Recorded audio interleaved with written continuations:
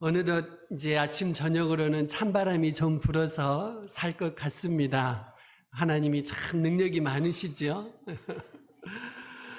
우리 영혼의 농부이신 하나님은 묵은 땅같이 단단한 우리들의 마음도 부수시고 기경하셔서 좋은 밭이 되게 하고 계십니다. 하나님은 농부이시지요. 마가복음 1장 15절에서 예수님이 공생애를 시작하시면서 제일 먼저 교훈을 주십니다. 그것은 교훈일 뿐만 아니라 모든 교훈의 핵심이라고 할 수 있습니다. 하나님 나라가 가까이 왔으니 회개하고 복음을 믿으라, 이 말씀이었습니다. 여러분, 예수님은 하나님의 나라가 이 땅에 임했다는 것을 많은 비유로 우리에게 가르쳐 주셨어요. 직설화법으로 말씀하시기보다는 특별히 자연과 생활 속에서 여러 가지 비유로 우리에게 말씀하셨지요. 이것은 하나님의 나라가 추상적인 개념이 아니고 실제 우리 생활 속에서 체험할 수 있는 것, 곧 실제라는 것을, 하나님의 나라가 실제 있는 것이라는 것을 우리에게 가르쳐 주시기 위해서였습니다. 오늘 본문은 씨 뿌리는 농부의 비유인데요. 이것은 낭비가 아니고 사랑입니다. 마태복음을 보시면 하나님의 나라의 실제를 알려주는 여러 가지 비유가 나오는데요. 오늘 본문은 그 첫 번째 비유라고 할 수 있습니다. 씨 뿌리는 농부의 비유라고 알려져 있지요. 아주 익숙한 말씀입니다. 너무나 단순한 비유여서 특별히 해석할 필요가 없어 보입니다. 하지만 하나님 나라의 원리와 역사를 가장 잘 설명해 주고 있지요. 아주 본질적이고 중요한 비유라고 할 수 있습니다. 이 비유를 통해서 주님이 우리에게 알려주고 싶은 핵심은 이것입니다. 하나님의 나라는 말씀이 심겨진 우리 마음에 임하고 역사한다는 사실이지요. 여러분, 지구 전체 지도를 놓고 하나님의 나라가 어디 있는가 찾아보시면 안 보입니다. 그곳에 있지 않습니다. 왜 그럴까요? 하나님의 나라가 이미 왔다는데 지도를 펴놓고 찾아보면 나오지 않아요. 왜 그럴까요? 그 하나님의 나라는 어떤 지역에 임하는 것이 아니고 우리 마음에 임하기 때문입니다요. 말씀이 심겨진 그 말씀이 심겨진 마음에 하나님의 나라가 임하고 그 하나님의 나라가 통치한다는 것입니다. 흙과 씨앗이라는 비유는 너무나 적절합니다. 우리 인간이 흙으로 만들어졌기 때문이지요. 흙으로 만들어진 우리 인간의 마음 속에 하나님의 말씀이 떨어지는 것입니다. 그때 하나님의 말씀이 우리에게 떨어진 그 말씀이 우리 마음을 어떻게 다스리느냐, 혹은 그 말씀에 우리가 어떻게 반응하느냐에 따라서 하나님 나라의 실제를 경험할 수도 있고 경험하지 못할 수도 있습니다. 오늘도 하나님의 말씀은 우리에게 주시지요. 그 말씀에 우리가 어떻게 반응하느냐에 따라서 천국을 경험할 수도 있고 못할 수도 있다는 것이지요. 말씀으로 천지를 창조하신 하나님은 에덴 동산도 아담과 하와도 그리고 오늘 우리의 삶도 모두 다 말씀으로 다스리고 계십니다. 말씀으로 우리의 삶 속에, 말씀으로 우리의 역사 속에 하나님이 임하시고 다스리고 계신다는 것이지요. 우리는 기도하실 때 하나님의 말씀이 내 마음에 온전히 임하여서 우리 안에 하나님의 나라가 임하기를, 그리고 그 하나님의 나라를 체험할 수 있기를 늘 기도하셔야 합니다. 누군가는 오늘 본문에 나온 농부에게 이런 질문을 던지고 싶을 수 있습니다. 왜 좀 조심해서 하지? 왜 좀 조심해서 씨앗을 뿌리지 못해서 씨앗을 낭비합니까? 왜 길가에 뿌립니까? 왜 돌밭에 뿌립니까? 왜 가시덤불에 뿌립니까? 당신 농부가 잘못한 거 아닙니까? 이렇게 질문할 수 있습니다. 좋은 밭인지 아닌지 좀 잘 봐서 잘 구별해서 좋은 밭에만 뿌리면 씨앗 낭비하지 않을 텐데 왜 이렇게 씨앗을 낭비하고 있습니까? 따지고 싶을 수도 있습니다. 그런데 이것은요, 농부의 부주의라기보다는 이스라엘 땅의 척박함을 의미합니다. 물론 이스라엘에도요, 좋은 땅, 평야가 있습니다. 그런데요, 그것은 일부일 뿐이고 대부분은 산과 돌이 많은 척박한 땅으로 이루어져 있습니다. 특별히 예루살렘에서는요, 나무로 집을 짓지 못하게 합니다요. 대신 뭘로 짓게 하겠어요? 돌로 짓게 해요. 왜냐하면 모든 건물을 돌로 짓게 할 만큼 돌이 많은 겁니다. 돌밭이 많고 나무가 귀하기 때문이지요. 돌밭 이야기하니까 우리 석산 돌을 캐서 팔아먹는 우리 박윤재 집사님이 앞에 딱 보이네. 거기 가면 장사가 잘 될 겁니다. 돌이 엄청나게 많은 거지요. 너무 많으면 또 가치가 없잖아요. 거기는요, 예루살렘에는 나무로 집을 짓지 말라고 그러고요, 돌로 지으라고 합니다. 왜냐하면 돌이 너무 많으니까요. 좋은 땅이 아니어도 씨앗을 뿌릴 수밖에 없는 그런 상황인 것이죠. 슬픈 비유입니다요. 슬픈 비유예요. 좋은 땅이 아니라도 씨앗을 뿌릴 수밖에 없는 상황이라는 겁니다. 그래서 씨가 낭비되는 것처럼 보이는 그 상황이 우리를 사실 슬프게 하는 거지요. 하지만 이 비유를 통해서, 이런 상황을 통해서 하나님이 우리에게 알려주시는 하나님의 마음이 있습니다요. 하나님이 말씀을 우리에게 들려주실 때 하나님은 말씀을 받아들일 수 있는 좋은 땅과 같은 마음에만 말씀하시는 것이 아닙니다요. 하나님이 말씀을 주실 때 우리 중에도 좋은 땅과 같은 마음이 있으시겠죠? 그 마음에만 말씀을 주시는 게 아니고 길가와 같이 단단한 마음에도 주신다는 겁니다. 가시덤불과 같고 돌밭과 같은 마음에도 하나님이 계속해서 말씀의 씨를 뿌려주고 계시는 거죠. 이 시간도 마찬가지입니다. 여러분 중에 분명히 길가도 있고 돌밭도 있고 가시덤불도 있고 좋은 밭도 있습니다. 그러면 하나님이요, 좋은 밭에만 말씀을 주시느냐? 그렇지 않다는 것이죠. 우리 하나님은 모든 사람에게 말씀을 다 내려주고 계십니다. 듣지 않으려고 하는 마음, 여러분 중에 있을 수 있지요? 앉아있지만 듣지 않으려고 사력을 다하는 그 마음, 들어도 깨닫지 못하는 그 마음, 또 받아들이지 못하는 그 마음, 그런 완악한 마음이라도 하나님은 오늘도 끊임없이 그 마음에다가 말씀의 씨앗을 뿌리고 계신다는 뜻입니다. 여러분, 말씀을 잘 들으는 사람에게만 말씀을 전해서는 안 됩니다. 하나님의 말씀은 끊임없이 누구에게든지 뿌려져야 합니다요. 하나님은 지금도 말씀하고 계십니다. 예배의 자리에 나와서 예배하는 여러분 같은 성도들 뿐만 아니라 아주 완악한 마음에도, 하나님 없이 살아가는 그 마음에도 하나님은 여러 환경과 상황 그리고 그들의 양심을 통해서 계속해서 그들 영혼에 말씀하고 계시지요. 왜일까요? 사랑하시기 때문입니다요. 사랑하시기 때문입니다. 이 시간에 예배의 자리로 나와서 말씀을 듣고 듣는 여러분에게는 말씀을 직접 주시겠지요. 그렇지만 이 시간에 나오지 않고 세상 속에 있는 사람들에게는 상황과 환경과 그들의 양심을 통해서 하나님은 계속해서 그들에게 말씀을 허락하고 계시지요. 그 이유는 하나님이 사랑이시기 때문입니다. 사랑의 하나님은 말씀이 낭비되는 것처럼 보이는 상황 속에서도 포기하지 않고 말씀을 뿌리고 계시는 농부라고 할 수 있습니다. 4가지 밭의 비유 중에서 첫 번째 밭은 씨가 뿌려졌어도 열매 맺지 못하는 길가와 같이 단단한 밭이지요. 본문 19절입니다. 19절에 그 밭이 나옵니다. 같이 읽습니다. 시작.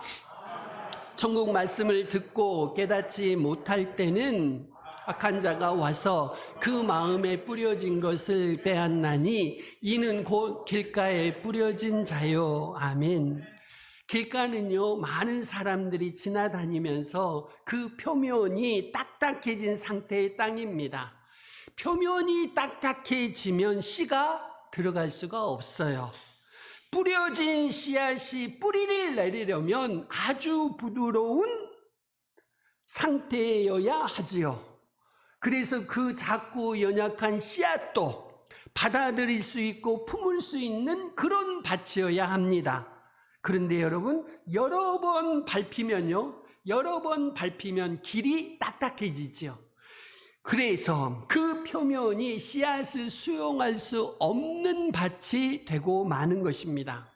사실 단단해진 표면을 걷어내면 그 안에는요, 좋은 흙이 들어 있습니다. 그런데요, 그 겉이 딱딱하고 굳어 있기 때문에 씨앗을 받아들일 수가 없는 거지요. 우리도 그렇지요. 인생의 여러 경험과 상황과 환경, 사람들에게 받은 상처와 짓밟힘, 아픔과 거절, 두려움과 죄로 인해서 우리 마음의 표면이 단단해진 사람들이 그렇습니다요. 여러분, 어린 아이들은요, 말씀을 심으면 스폰지처럼 빨아들이죠. 가르치는 대로 다 받아들입니다. 그런데 나이가 먹고 연로해지면요, 안 받아들입니다. 그래서요, 어린 아이들은 복음을 잘 받아들이고 성인이 되면 안 받아들여요. 왜요? 마음밭이 길가와 같이 딱딱해져 있기 때문이지요. 특별히 상처가 많으신 분들, 이런 분들은요, 받아들이기가 어렵습니다. 이런 사람들은 대개 자기 생각에 갇혀 있지요. 그 마음에 어떤 말씀이 뿌려져도 받아들여지지가 않습니다. 그래서 말씀이요, 그 마음 깊숙한 곳에 숨어 있는 좋은 밭에까지 이르지를 못하는 거죠. 그런 상태에 있으면 사단이 쉽게 다가와서 뿌려진 그 말씀의 씨앗을 빼앗아가 버린다는 겁니다요. 하지만 여러분, 우리가 이런 상태로 평생을 살 것이라는 말씀은 성경에는 없습니다. 이런 마음도요, 바뀔 수가 있습니다.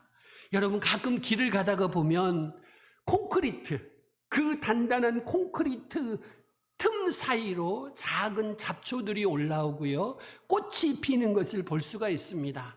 유난히 예쁘고 신기하지요. 이것이 바로 생명의 능력입니다. 마찬가지로 우리 마음이 아무리 길가와 같이 단단하다 할지라도 그 마음에 작은 틈이 생기면 하나님의 말씀의 씨앗은 심겨질 수 있고 거기서 뿌리 내릴 수가 있습니다요. 이것이 은혜지요. 이것이 은혜입니다. 그러면 그런 마음의 틈은 언제 생길까요? 고난의 때입니다. 고난의 때. 우리가 당하는 그 고난을 통해서 하나님은 우리 마음의 단단함을 깨뜨리십니다. 그래야 생명이 임할 수 있기 때문이지요. 그래야 생명의 말씀의 씨앗이 마음에 심겨져서 뿌리를 내리고 열매 맺을 수 있기 때문입니다. 그러면요, 전에는 들리지 않았던 그 말씀이 들리기 시작하고요, 마음속에 생명의 말씀이 자라기 시작하면서 나중에는 꽃이 피고 열매를 맺게 되지요. 두 번째는 씨앗이 뿌려져도 열매 맺지 못하는 돌밭입니다. 20절, 21절 같이 읽습니다. 시작. 돌밭에 말씀을 듣고 즉시 기쁨으로 받되 그 속에 뿌리가 없어 잠시 견디다가 말씀으로 말미암아 박해가 일어날 때에는 곧 넘어지는 자요. 아멘. 유대 지역 돌밭에 뿌려진 씨는요, 일반 밭에 뿌려진 씨앗보다 싹이 빨리 난답니다. 저도 말씀을 준비하면서 알게 됐습니다. 밑에 있는 돌에서요, 돌 위에 떨어지면 밑에 있는 돌에서 온기가 올라오는데요, 그 온기 때문에 싹을 빨리 낼 수 있는 환경이 조성된다고 해요. 그래서 유대인들은 농사를 지을 때 농사 달력으로 대개 10월 정도의 씨를 뿌리는데요, 그러면 11월이나 12월 무렵에 태양의 열기가 이제 점점 누그러들고요. 돌의 온돌 효과가 발생되면서 이제 싹이 빨리 난다는 거지요. 그러니까요, 노련한 농부들은 이것을 잘 활용합니다. 돌 위에다가 씨앗을 뿌려가지고 싹이 얼른 올라오면 다른 조치를 취하는 거지요. 노련한 농부들은 이것을 잘 활용해서 농사에 지혜롭게 사용하고 있습니다. 그런데 여러분, 지혜롭지 못하다면 어떨까요? 적절한 조치를 취하지 않으면 어떻게 될까요? 싹이 올라왔는데 그냥 그대로 놔두면 어떻게 될까요? 싹은 먼저 나지만 밑에 있는 돌 때문에 뿌리를 내리지 못해요. 결국은 말라 죽고 말겠지요. 이런 돌밭의 모습을 통해서 하나님이 우리에게 하시는 말씀은 무엇일까요? 돌밭에 쉽게 뿌리는 씨앗처럼 순간적으로 흥분하고 군중 심리에 섞여서 혹은 잘못된 기대를 가지고 피상적으로 믿으면서 말씀이 깊이 뿌리를 내리지 못하는 그런 믿음의 상태를 의미한다고 할 수 있습니다. 이런 믿음은요, 고난과 핍박과 어려운 상황이 생기면 더 이상 자라지 못하고 그냥 말라 죽어 버리지요. 리처드 포스터라는 분이 영적 성장과 훈련이라는 책을 썼는데 거기서 이렇게 지적하십니다. 이 시대의 가장 안타까운 저주라고 합니다. 이 시대의 가장 안타까운 저주는 바로 피상성이다. 우리의 신앙이 아주 겉만 있다는 거지요. 겉모습만 신앙이 있다는 겁니다. 이 피상적인 신앙은 절대로 고난을 이겨낼 수가 없습니다. 이 돌밭은 사실 길가와는 정반대인데요. 길가는 씨 자체가 뿌리를 내리지 못하지요. 그런데 돌밭은요, 씨를 잘 수용합니다. 금방 받아들여요. 그런데 여러분, 뭔가 있는 것 같지만 사실 그 속에는 돌만 가득해요. 싹은 올라왔지만 그 속에는 돌만 가득합니다. 그 속에 들어있는 돌은 무엇일까요? 무심코 아무 생각 없이 스스로 옳다고 믿고 있는 세계관이라고 할 수 있습니다. 어떤 사람이요, 세계관을 가리켜서 창자 속에 내려가 있는 믿음이라고 정의했습니다. 머리나 이성으로 갖는 믿음이 아니고 우리 창자 속에 저 깊은 곳에 뿌리 내리고 있는 믿음이라고 세계관을 정의했습니다. 여러분, 우리 모두는 무엇인가 생각하고 비판하지요. 그런데 그 생각과 비판 이면에 있는 자신의 세계관은 우리가 잘 모를 때가 많습니다. 우리에게는 자신이 비판하는 그 기준 자체를 동시에 비판할 능력은 없습니다. 이것이 바로 우리 마음속에 있는 돌과 같은 것이지요. 이 돌이 깨지지 않으면요, 이 돌이 파괴되지 않으면요, 말씀의 씨앗이 절대로 깊이 내려가지 못합니다. 그래서 피상적인 신앙에 머물 때가 많지요. 여러분, 많은 그리스도인이 그렇습니다. 겉모습은 그리스도인인데요, 한꺼풀 벗겨보면 속에는 돌같이 굳어있는 다른 세계관이 있는 겁니다요.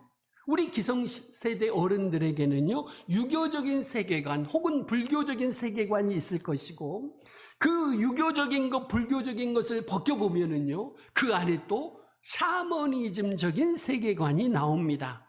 요즘의 젊은 세대들에게는요, 포스트 모더니즘이라고 그래서 후기 현대주의 세계관이 흘러나옵니다요. 그래서 말씀이 깊이 뿌리 내리지 못하고 그래서 피상적인 신앙생활에 머물게 되지요. 그러다 보면 자기 자신의 고집과 편견, 자기 자신의 세계관 속에서 갇혀있게 됩니다. 이것이 깨져야 합니다요. 이 돌이 부서져야 합니다. 이것은 사실 우리 스스로의 힘으로는 불가능한 일이지요. 성령님의 도움이 절실합니다요. 우리에게 희망의 약속이 있습니다. 에스겔서 36장 26절은 이렇게 말씀합니다. 같이 읽습니다. 시작.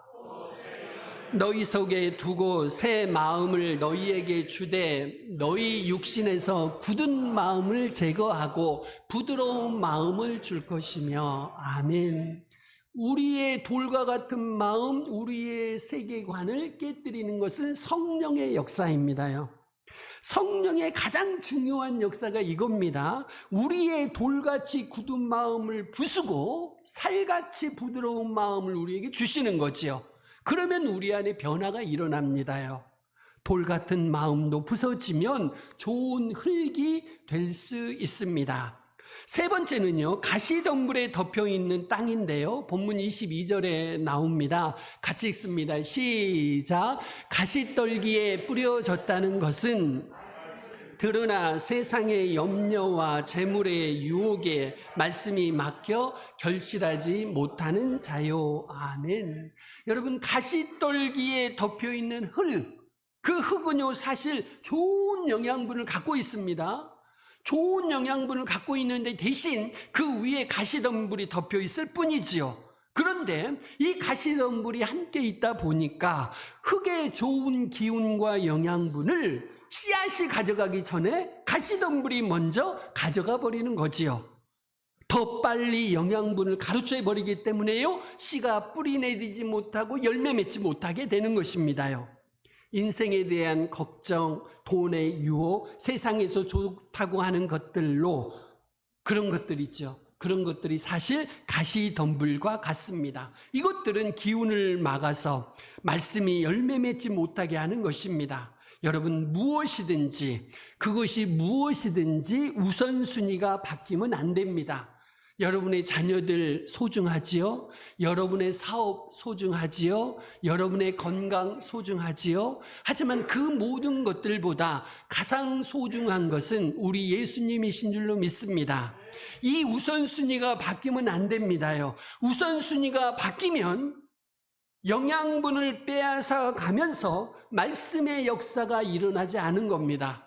우리 안에서 삼위일체 하나님보다 더 소중하게 생각하는 그 무엇이 있다면 그것 때문에 말씀이 여러분 안에 뿌리 내리지 못하고 열매 맺지 못하는 거지요.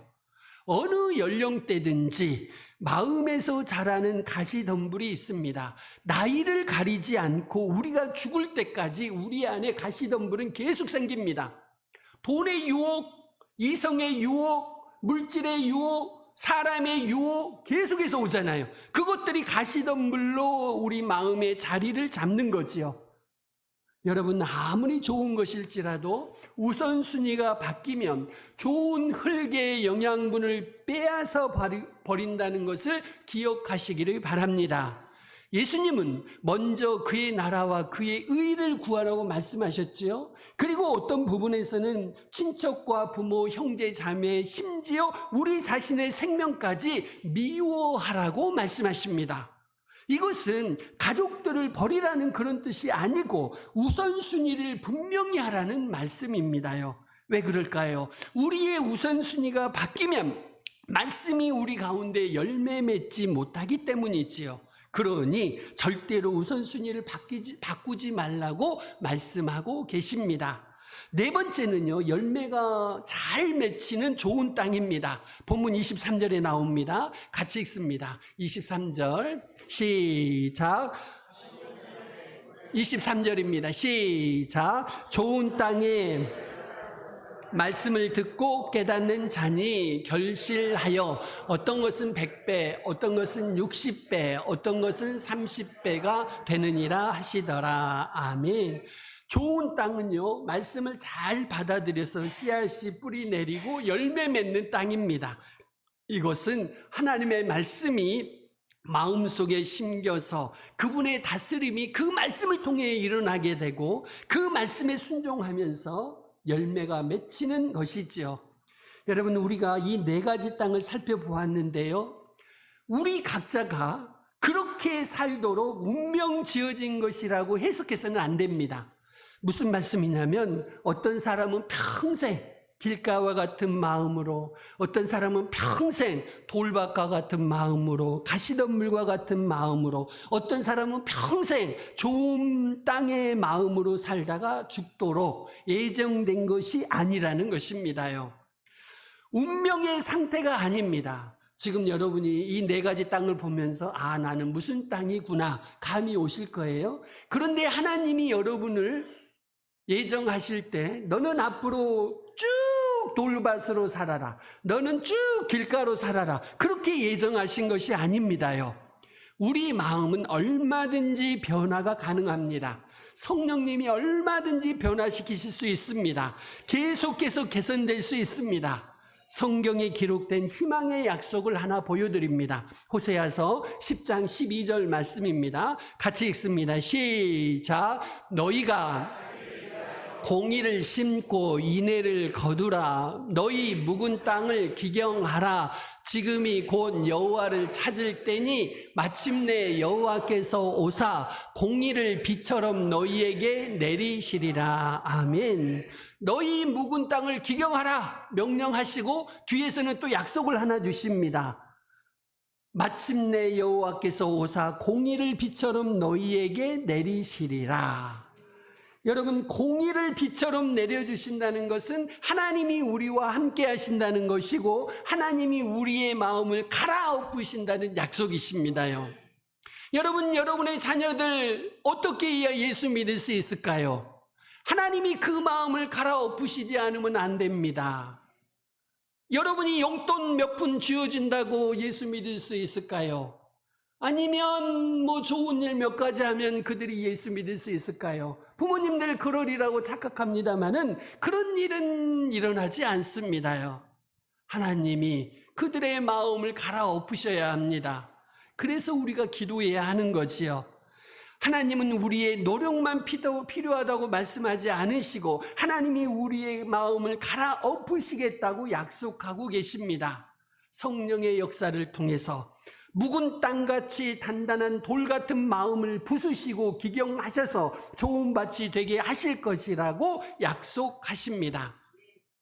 또 한 가지 드리고 싶은 말씀은요, 우리 마음 안에는요, 이 4가지 밭이 다 들어있어요. 어떤 때는요, 제가 앞에서는 시간이 바뀌면서 우리의 마음의 상태가 바뀔 수 있다고 말씀을 드렸습니다마는 현재 지금 이 상황에서도 우리 마음 전체가 어느 한 마음의 밭만 있는 건 아니에요. 여러분이 잘 듣는 말씀도 있잖아요. 그렇죠? 여러분이 안 듣는 말씀도 있잖아요. 들었는데 새가 와서 가져가 버리는 말씀도 있잖아요. 무슨 말이냐면 여러분의 마음, 지금 여러분의 마음을 들여다보면 한쪽은 길가와 같고 한쪽은 돌밭과 같고 한쪽은 가시덤불과 같고 한쪽은 좋은 땅으로 이루어져 있습니다요. 그래서 우리는요, 우리 마음을 끊임없이 기경하셔야 합니다. 우리 중에 어느 누구도 마음 전체가 좋은 밭인 사람은 없습니다. 죄송합니다만 없어요. 우리 중에 어느 누구도 어느 한 가지 마음으로 꽉 차 있는 사람은 없습니다. 이 4가지 마음이 다 섞여 있어요. 그래서 기경하라고 명령하시지요. 하나님의 말씀이 계속해서 우리 마음에 잘 임하시도록, 그 말씀이 우리 마음속에 뿌리 내리고 열매로 나타나도록 하나님께 계속해서 은혜를 구하셔야 합니다. 왜냐하면요, 그 기경을 우리 스스로 할 수 있는 것은 한계가 있습니다. 물론 노력하셔야 됩니다. 명령하셨으니까. 하지만요, 그 우리의 노력만으로 우리의 마음밭이 근본적으로 바뀌지는 않습니다. 성령님이 은혜로 우리 가운데 역사하셔야 합니다. 그러니 여러분들이요, 포기하지 마십시오. 여러분 자신의 마음을 보시면서 오늘 목사님 설교를 들어본 게 나는 영 가망이 없네. 나는 길가와 같거든, 나는 돌밭과 같거든, 나는 가시덤불과 같거든. 그렇게 포기하지 마십시오. 성령님이 여러분의 마음을 지금이라도 바꾸실 수 있습니다요. 또한 다른 사람도 판단하지 마십시오. 그 사람들의 현재의 마음 상태가 앞으로 영원히 가느냐, 그렇진 않거든요. 성령님이 그대로 놔두질 않으십니다요. 길가, 돌밭, 가시덤불과 같은 마음이라도요, 하나님의 말씀이 계속해서 들린다면 성령님이 역사하실 때 그 사람도 얼마든지 변화될 수 있습니다. 우리가 이 믿음과 소망을 가지고 살아가시기를 바랍니다. 사랑의 하나님은 말씀이 낭비되는 것처럼 보이는 그 상황에서도 포기하지 않으시고 말씀을 뿌리는 농부십니다. 우리 같이 기도하며 결단하겠습니다. 하나님의 말씀이 우리 마음속에 뿌려지고 뿌리 내리고 열매 맺을 때 하나님이 우리를 다스리시고 우리가 하나님 나라에 살게 됩니다. 그러니 주님, 우리에게 말씀을 들려주실 때 우리 스스로 마음을 기경하여 좋은 땅으로 말씀을 받게 하옵소서. 또한 주님, 길가 돌밭 가시덤불 같은 우리 마음도 주님이 직접 기경하셔서 좋은 마음밭으로 만들어 주옵소서. 하나님의 나라 백성으로 살게 하옵소서. 우리 같이 기도하시겠습니다.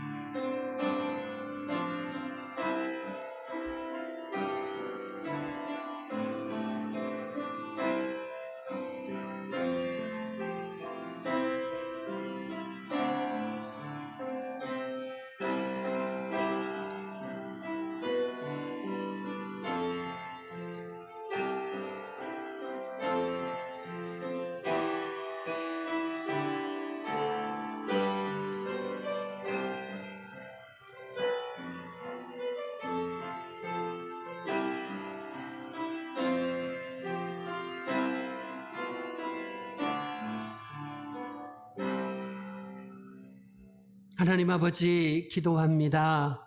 우리 모두의 마음밭을 갈아엎어 주시옵소서. 좋은 땅으로 만들어 주시옵소서. 하나님의 말씀이 뿌려질 때 뿌리 내리며 열매 맺을 수 있는 좋은 땅으로 우리 모두의 마음밭을 기경하여 주옵소서. 우리 자녀들의 마음밭도 주님 갈아엎어 주시옵소서. 살아계신 예수님의 이름으로 기도합니다. 아멘.